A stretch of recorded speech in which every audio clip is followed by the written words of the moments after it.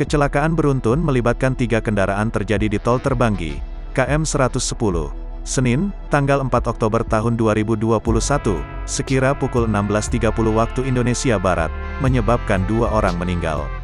Kanit Laka Satlantas Polres Pesawaran Ibda M. Hidayat membenarkan peristiwa tersebut. Iya benar, telah terjadi kecelakaan lalu lintas di ruas Tol Terbanggi, Senin kemarin, kata Hidayat, Selasa, tanggal 5 Oktober tahun 2021.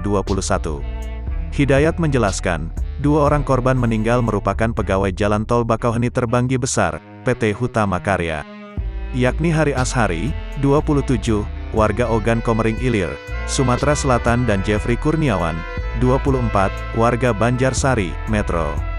Korban Hari meninggal dunia di tempat dan Jeffrey meninggal dunia di Rumah Sakit Harapan Bunda Lampung Tengah, kata Hidayat.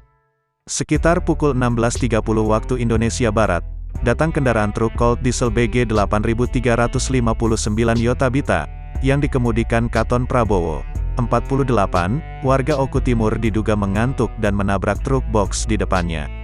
Setelah itu, truk box di depannya ini kemudian terdorong dan menabrak 2 pegawai, yang sedang membantu memperbaiki truk Colt D8303V. Kedua korban yang berada di tengah-tengah antara truk box dan truk yang mogok, mereka kemudian terjepit, kata Hidayat.